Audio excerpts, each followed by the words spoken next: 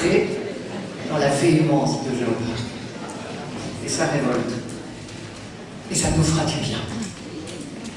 Je reprends donc là où j'en étais.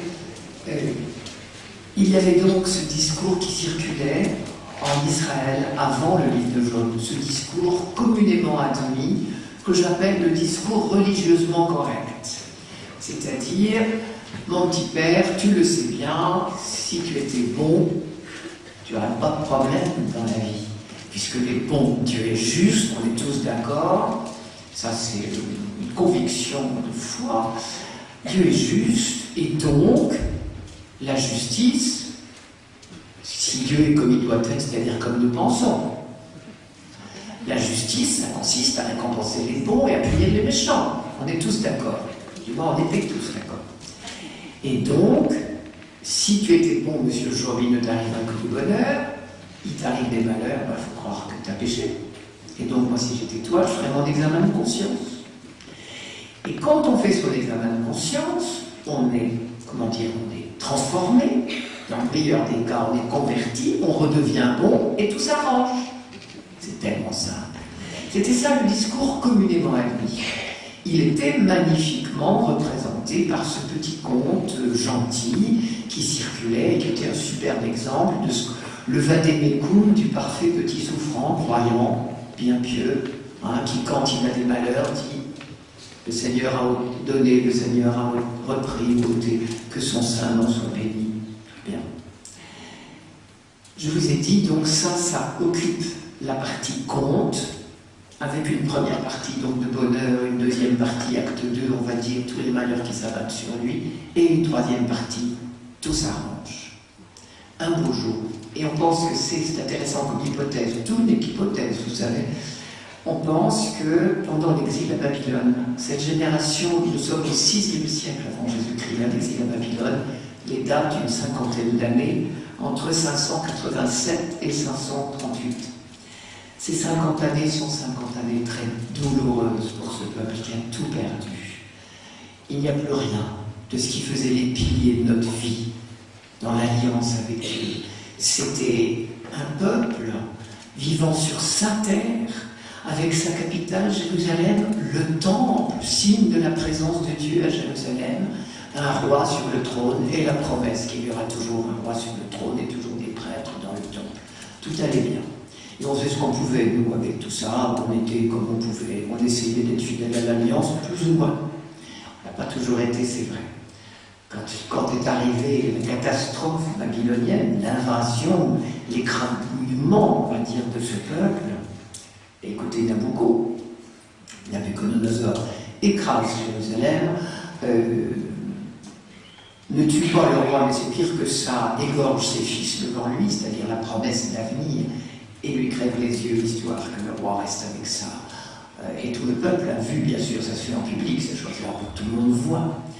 Et donc c'est fini, on n'a plus de roi, la ville est dévastée, le temple est complètement écrasé et profané, bien sûr, et le peuple, il en reste ce qu'il en reste. Est-ce que l'alliance est encore là? Mais pourtant, on n'avait pas péché plus que nos pères. Et on pense que c'est à ce moment-là qu'un auteur a essayé de répondre au désarroi de ses contemporains. Et c'est à partir de ce moment-là que probablement serait née la partie centrale du livre de Job, celle qui est en vers, et qui est une longue discussion âpre et véhémente sur le thème. Mettez-vous entre vous, discutez et dites-moi ce que vous pensez de la souffrance. Et il y a ceux qui pensent que Dieu est juste et donc si on est dans le pétrin, c'est qu'on l'a pas volé. Il y a ceux qui disent c'est pas si simple. Voilà la partie centrale. C'est sur elle que je vais focaliser maintenant mon attention. Le conte est gentil, mais vous comme moi, vous aurez vite vu que ça ne tient pas la route. Je l'ai assez dit. Cette partie centrale, donc, va être une contestation menée tambour battant du discours que j'appelle religieusement correct. Les bons sont toujours récompensés, les méchants sont toujours punis, donc si t'arrive du malheur, c'est que t'es méchant. C'est facile, hein, c'est une équation simple comme tout.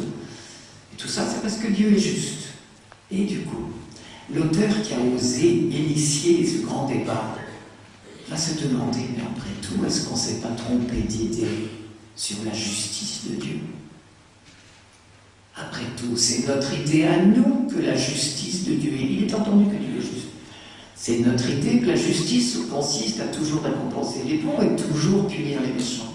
Ouais, mais c'est notre idée. Est-ce que c'est celle de Dieu? Ça va être tout l'enjeu de la partie centrale du livre. Il me semble que j'ai mieux compris ce livre. J'ai écrit ce petit bouquin sur Job qui vaut ce qu'il vaut. J'ai mis 10 ans à le faire. Et l'éditeur, vous savez, les éditeurs, ils sont là. Alors ça vient, et on ne savait pas. Jusqu'au jour où je me suis dit, ça y est, je crois que j'ai enfin compris quelque chose. Le vocabulaire du livre de Job est extrêmement juridique et judiciaire. Ça m'a donné l'idée qu'au fond, on pouvait se représenter cette partie centrale, hein, je ne serais que dans le parti en vert. On pouvait se représenter cette partie en fait comme un procès. Un procès. Et une victime. Et il y a un suspect. Alors on dit un présumé coupable. Aujourd'hui c'est assez drôle, même quand tout le monde sait tout sur tout, on dit un présumé coupable. Très bien. Là il y a une victime. Ah oui, c'est Monsieur Job, ça c'est facile. Une victime qui souffre et qui le dit. Qui le dit même beaucoup. Le suspect, ah bah tout le monde sait qui c'est, ça pose de questions pour personne, puisque c'est la réponse à la première question de tout à l'heure. Qui envoie le mal? Dieu, forcément. C'est la vie de tout le monde, autant de Job. Aujourd'hui, vous auriez peut-être d'autres réponses, mais surtout vous n'aurez pas de réponse. Mais vous ne direz plus que c'est Dieu. À l'époque du livre de Job, tout le monde est convaincu que c'est Dieu qui envoie le mal. Alors pourquoi cette réponse d'ailleurs aussi violente et forte là-dessus? Je crois, vous savez, tout ce que je dis, mettez des guillemets, je crois que c'est parce que pendant toute la durée de l'Ancien Testament, les prophètes s'époumonnent pour nous sortir de l'idolâtrie. Nous sommes, nous en Israël, hein, je me mets dedans, nous sommes environnés de peuples qui ont des panthéons, pour parler comme en Grèce, qui ont un nombre de divinités invraisemblables. Les prophètes ont pour première vocation de faire quitter à ce peuple son idolâtrie, de l'arracher à son idolâtrie, et d'enseigner que Dieu est unique. Non pas encore unique pour toute l'humanité, ça c'est pour plus tard, mais nous, en Israël, que nous ne rendions de culte qu'à un Dieu unique. Alors justement, pendant l'exil à Babylone, dites-vous bien, je fais une digression, mais je pense que c'est important pour comprendre les choses. Pendant l'exil à Babylone, on a eu une grande tentation de retomber dans l'idolâtrie. Vous savez pourquoi? La grande théorie dans tout l'univers qui nous environne, c'est que les dieux règnent sur des territoires. Israël se distingue, puisque lui, depuis le début, depuis Abraham, a un Dieu qui chemine. Dieu parlait à Abraham à Haran en Syrie, mais il parlait aussi à Abraham en Canaan, il parlait aussi à Abraham ailleurs, il parlait à Jacob, et chez Laban, son oncle, hein, et en Égypte. Vous voyez, il parle ça, voilà un Dieu déjà différent. Il parle à Moïse dans le Sinaï, il lui parlera au mont Nebo. Il parle à Josué dans le Sinaï et à tout son peuple dans le Sinaï. Il parlera plus tard quand nous serons en terre promise. Tiens, voilà un Dieu qui chemine avec nous. Donc un Dieu attaché à un peuple. C'est la seule fois qu'on voit ça. Tous les autres peuples ont des dieux qui règnent sur des territoires. Et du coup, quand nous serons en exil à Babylone, je vous signale que les grands vainqueurs, c'est pas nous, c'est Babylone. Nous, on est écrabouillés, tellement écrabouillés, qu'on va dire au prophète Ézéchiel, vous savez bien, à qui il prêche pendant cette période-là, on est comme des morts sur un champ de bataille, on est une armée, on est comme nous, le peuple.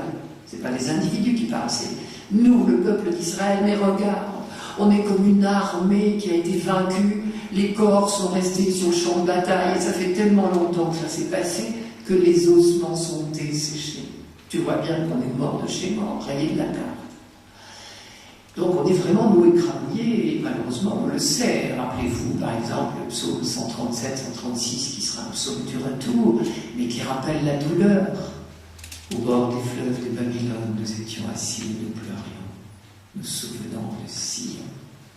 Bon, ça a été une grande, grande détresse. Nous, on est dans la détresse pendant l'exil, et les autres, ils sont vainqueurs. Dites-moi, les copains, est-ce que ça ne veut pas dire que les autres, ils ont des dieux plus puissants que le nôtre, après tout? Et la tentation, l'idolâtrie, est née, enfin, est renée, a repris vigueur.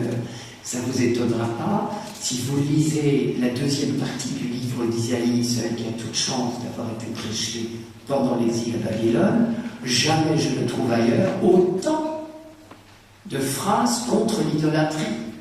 Des phrases narquoises contre tous ces crétins qui font des statues, qui se mettent à genoux devant. Et c'est parce qu'il y a une vraie tentation de tomber dans l'idolâtrie, parce que les dieux locaux ont l'air d'être quand même beaucoup plus puissants que le nôtre.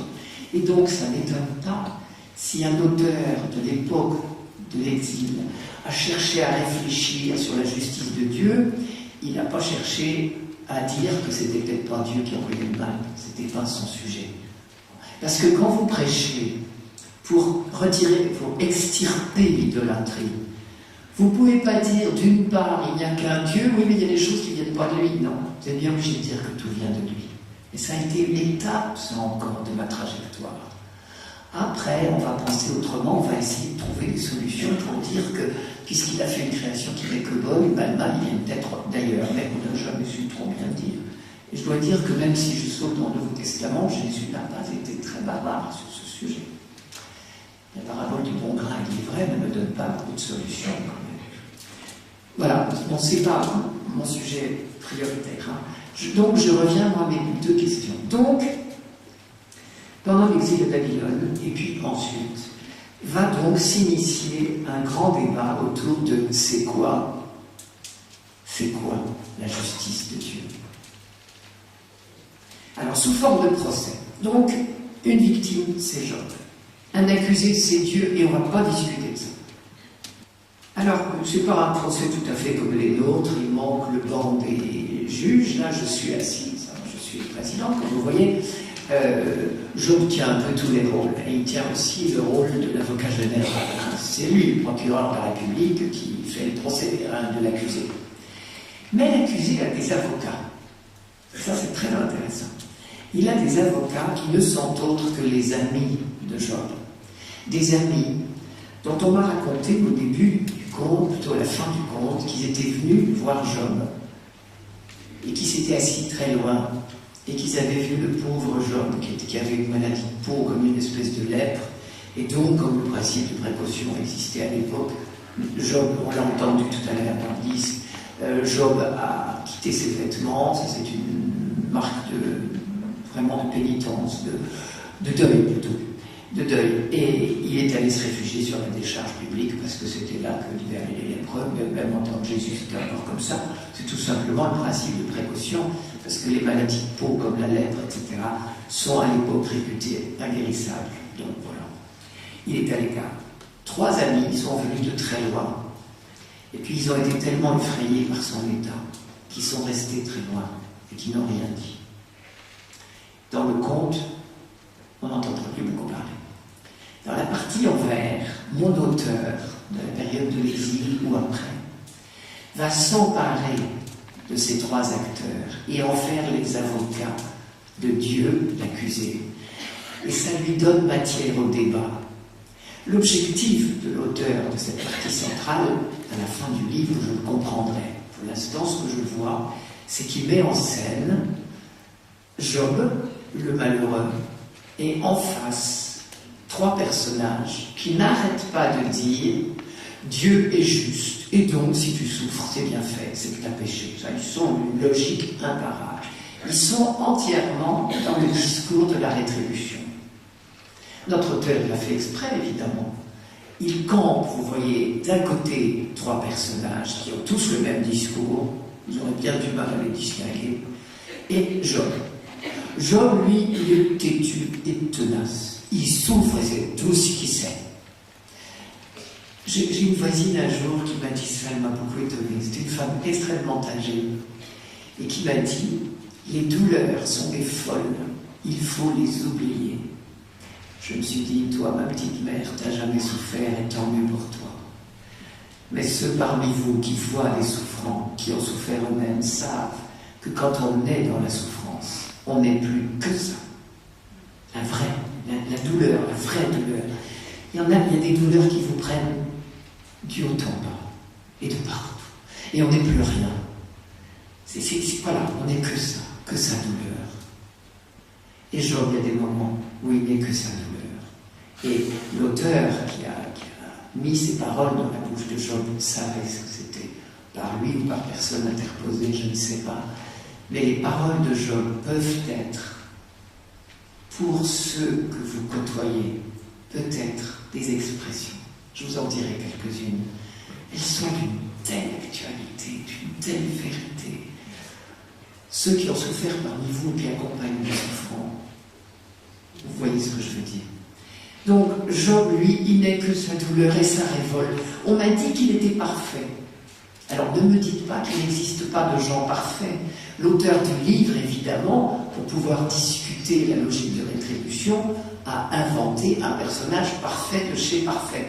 Forcément, sinon il n'y aurait pas de débat. Vous pourriez toujours me dire, mais c'est parce qu'il n'est pas parfait qu'il paye. Comme l'auteur veut discuter cette logique de rétribution, il invente un personnage parfait sous tout rapport. La discussion, elle n'est pas là. Elle est justement, quand un homme est parfait de chez parfait et qu'il souffre à hurler de toutes les souffrances possibles, c'est quoi la justice de Dieu? Et le débat, il est là. Un long débat qui prend 38 chapitres. C'est colossal. Pourquoi? Parce qu'en face, il y a 3 personnes qui sont le discours religieusement correct, que j'entends encore, moi. Autour de moi, il existe encore ce discours aujourd'hui. Il n'a pas volé, il a bien cherché. C'est bon Dieu qui t'a puni. Puis quelquefois, ça rend service. Ça va vous dérider. Une fois, j'accompagnais un petit enfant à l'école, je l'avais bien, et devant moi, il y avait un gamin avec je sais pas qui, une nounou ou quelqu'un, et le gamin raclait des pieds de toutes les forces, il ne voulait pas y aller. Et alors une sainte voix est passée à côté, elle a dit « Ouh, Jésus va te punir ». Je me suis dit, c'est commode. Il a le bon dos. Ça, c'était l'adjutant. Donc, en forme de procès, alors c'est une hypothèse que je fais, vous ferez bien comme vous voudrez, mais si vous êtes attentif, le vocabulaire de ce livre est extrêmement marqué par le discours d'une salle d'audience. C'est très très étonnant. J'étais juriste dans une vie antérieure, on va dire au début de celle-ci, rassurez-vous, et ça commence à être très loin. J'étais juriste et donc ça me parle effectivement particulièrement. Par exemple, je vous donne du vocabulaire, on va parler beaucoup de tribunal, d'accusation, de jugement, de témoin, d'innocence, de justice ou d'injustice, de défense, de requête, de sentence, de plaidoirie, de procès, de comparution, d'enquête. C'est incroyable. Une fois que j'ai été attiré par cette idée du procès, j'ai filtré, vous voyez, tout le vocabulaire du livre de Job avec ce filtre-là. De temps en temps, vous savez, comme travail, c'est intéressant, vous prenez un filtre et vous relisez un texte que vous connaissez, vous le relisez avec juste ce filtre-là. Ça éveille. Donc voilà, vous avez les protagonistes de ce procès. Avec à ceci près que l'accusé, donc c'est Dieu, ça ne fait de doute pour personne. Là, il n'y a pas de présomption d'innocence. Tout le monde sait que c'est lui. Il est absent. Il ne dit rien. Pendant presque la totalité. Pas tout à fait. Pendant presque la totalité du procès, l'accusé, je ne sais pas où il est, on ne le voit pas et on ne l'entend pas. Alors je vous donne quelques phrases pour dire que c'est lui l'accusé, que ça ne fait de pli pour personne. Job 5, 18, c'est un des amis de Job qui dit ça, mais Job en dira autant. C'est lui, Dieu, je leur dirai tout à l'heure parce qu'elle est énorme cette phrase, c'est lui qui en faisant souffrir répare, lui dont les mains en brisant guérissent. Là je suis dans le discours d'une souffrance qui vous fait du bien. La souffrance qui vous éduque, là, qui vous transforme. Ça ne coûte rien quand on n'est pas dedans. Je prends Job lui-même qui dit « Dieu m'a livré au caprice d'un gamin, il m'a jeté en proie à des crapules, j'étais au calme, il m'a bousculé, il m'a saisi par la nuque et disloqué, puis il m'a dressé pour cible. » C'est effrayant, hein? Ça c'était 16, 11, 12. Ou bien Job 19, 9. « Il m'a dépouillé de ma gloire, il m'a traité en ennemi. Ou bien à un moment où il parle directement à Dieu. 30-21, tu t'es changé en bourreau pour moi, et de ta poigne tu me brimes. C'est une phrase forte. Pour autant, je remarque que Job, tout au long du livre, parle à Dieu ou parle de Dieu. Il ne le quitte pas. Ce qui prouve qu'il est croyant, mais un croyant écartelé, écrabouillé. Ça peut nous arriver. Je vous dis quelques phrases de sa souffrance parce que peut-être que pour les accompagnateurs que vous êtes, elles peuvent dire. Le regret d'être né, on l'a entendu tout à l'heure, je ne le redis pas. Mais la laideur de la maladie, Dieu sait si c'est dur à porter ça. Mais même la laideur de la vieillesse, c'est abominable à porter. Alors, il est malade, n'oubliez pas. Ma chair s'est revêtue de verre et de croûte terreuse, ma peau se crevasse et supplie. Ça, c'était 7-5. 30-27. Alors, ce qui est très intéressant, au fur et à mesure des textes que je vais vous lire, vous verrez que je suis obligée de manipuler le livre d'un bout à l'autre. C'est très intéressant, ça dit bien le débat qui habite Job. Comment sommes-nous, nous, dans notre épreuve de la souffrance? C'est pas linéaire ce qu'on vit, c'est une tempête sous notre crâne. Ça va dans tous les sens. Ben, c'est pareil pour lui, c'est une tempête sous son crâne. Ça ne veut pas dire qu'on n'est pas croyant, ça veut dire qu'on est déchiré. 30-27. Mes entrailles ne cessent de fermenter, des jours de peine sont venus vers moi. Je marche bruni, mais non par le soleil. En pleine assemblée, je me dresse et je hurle. Je suis entré dans l'ordre des chacals et dans la confrérie des effraies. Ma peau noircit et tombe, mes os brûlent et se dessèchent. Et il dira à un autre moment qui fait peur à sa famille que tout le monde le fuit parce qu'il est trop moche. La personne tout à l'heure dont je disais je préfère rester sur une belle image, je ne vais pas voir notre ami commun qui est effectivement tout abîmé. Mais si nous n'y allons pas, qui ira? Et il sera encore mieux qu'il est tout abîmé. Quelque chose de terrible qu'il va dire, c'est la solitude. Et alors, le livre de Job est d'une poésie absolument extraordinaire, comme souvent les livres de la Bible. Et il emploie donc des métaphores qui sont très très parlantes. Il y en a une qui est celle d'un torrent. Alors je vous l'explique d'abord, parce que alors, ce qui est très difficile dans ces livres, c'est que les versets se suivent à toute allure, on change d'image d'un verset à l'autre. C'est vraiment quelquefois très très rapide.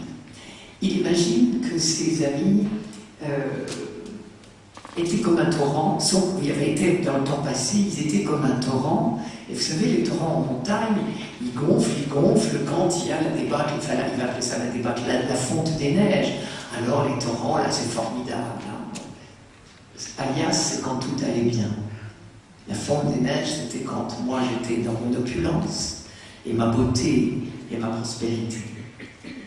Et puis, la fonte des neiges, ça n'a qu'un temps, l'été est arrivé, les torrents, il n'y en a plus. Cherchez toujours, il n'y en a plus. Et bien quand moi, la période difficile est arrivée, cherchez toujours les amis, il n'y en a plus. Et ça, c'est une expérience d'une cruauté, et alors là, beaucoup d'entre vous doivent la savoir, au moins par personne interposée. Mes frères, c'est ses amis, mes frères ont trahi comme un torrent, comme le lit des torrents qui s'enfuient. La débâcle des glaces les avait gonflés quand au-dessus d'eux fondaient les neiges. À la saison sèche, ils tarissent. À l'ardeur de l'été, ils s'éteignent sur place. Alors il va vous dire après que du coup les caravanes de chameaux, elles peuvent toujours chercher, il n'y a plus d'eau. Et il termine. On a honte d'avoir eu confiance. Quand on en arrive là, on est confondu. J'ai une amie l'autre jour qui vit quelque chose d'effroyable avec un mari atrocement malade. Et c'est la débâcle des amis, j'y assiste. Vraiment, c'est effrayant. Et l'autre jour, devant moi, Elle a replié une très grande nappe en disant « Dans le temps, j'avais des grandes tablées. Il n'y a plus d'amis, il n'y a plus de tablées, c'est terminé. » Alors si j'ai tort, il y a des amis. Alors ça, c'est les pires que tout, c'est ceux qui vous gavent de leurs belles paroles. J'ai connu ça à une époque. Je me rappelle avoir dit à mon mari, je crois que je vais ouvrir un bêtisier. Et puis je me suis dit, c'est pas bien. Il y a des phrases qu'on vous a dites pour essayer de vous apaiser. Elles étaient motivées par la gentillesse. Mais quelquefois, il vaudrait mieux se taire, et vous le savez très bien. Ils sont pleins de bonnes intentions, les trois amis en question dont je vous ai parlé, mais plein aussi d'indélicatesse. Et vous savez, au début, ils avaient commencé par se taire. Ils auraient mieux fait de rester là. Ils passent leur temps à parler pour expliquer ce que je vous ai déjà largement dit. Et j'ai écouté les paroles de Job à leur égard, qui sont des magnifiques leçons pour les visiteurs de malades que nous sommes peu ou prou. Je vous en donne toute une tripotée, mais je crois qu'elles seront là pour les coups sur votre feuille. Non, alors je vous les donne. Je vous en donne une surtout. 21.2. Écoutez, sous-entendu, au lieu de parler, taisez-vous. Écoutez mes paroles. C'est ainsi que vous me consolerez. Ou bien, jusqu'à quand me tourmenterez-vous et me broierez-vous avec des mots? Ça c'est 19.2, et la plus terrible. Qui vous apprendra le silence? La seule sagesse qui vous convienne. Qui vous apprendra le silence? 13.5. Pitié pour moi, vous mes amis, car la main de Dieu m'a touché. Mais pourquoi me pourchassez-vous? 19.21. C'est leur amitié qui parle, mais elle ferait mieux de se taire. Il est affronté aussi, je vais aller très vite, à la perspective de la mort. Mais alors là, à l'époque, je vous ai dit que nous en sommes au temps de Job. À l'époque, au risque de vous surprendre, la mort n'est pas triste en soi. Pas du tout. En Israël, pendant des siècles et des siècles et des siècles, la mort n'est pas triste en soi. Ce qui est triste, c'est la mort prématurée. Et c'est la mort dans la maladie et l'agonie. Mais mourir chargé de jour, comme on dit là-bas, à 120 ans, comme est mort Moïse, après une vie belle, magnifique, vocation remplie, Moïse devait sortir le peuple de la terre d'Égypte, de la terre de servitude, comme on disait, et l'amener aux portes de la terre promise. C'était ça, sa mission, elle est remplie. Le livre de Deutéronome dit, il est mort à 120 ans, sa vue n'avait pas baissé, sa vitalité ne l'avait pas quitté, tout va bien. Évidemment, ça nous surprend, c'est pas comme ça pour les hommes. Mais c'était comme ça à l'époque. En revanche, la perspective de la mort trop prématurée est cruelle, et c'est ça qui fait souffrir Job.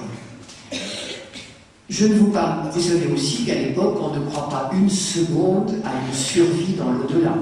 La naissance de la foi en la résurrection est un acquis de ma trajectoire, de la révélation, bien plus tardif que le livre de Job. Dans le livre de Job, j'en reparlerai tout à l'heure, il n'y a pas une phrase qui parle de la résurrection, même si nous lisons certaines phrases aux funérailles, mais parce que nous les relisons à la lumière des acquis postérieurs de la trajectoire. La trajectoire ne s'est pas terminée avec Job, ça a continué au-delà, et nos frères juifs, bien avant Jésus de Nazareth, ont parlé de résurrection. Et à ce moment-là, eux-mêmes se sont mis à relire des phrases antiques en disant « Waouh, on ne savait pas si bien dit ». Job lui-même ne croit pas à la résurrection. Là, on en reparlera tout à l'heure.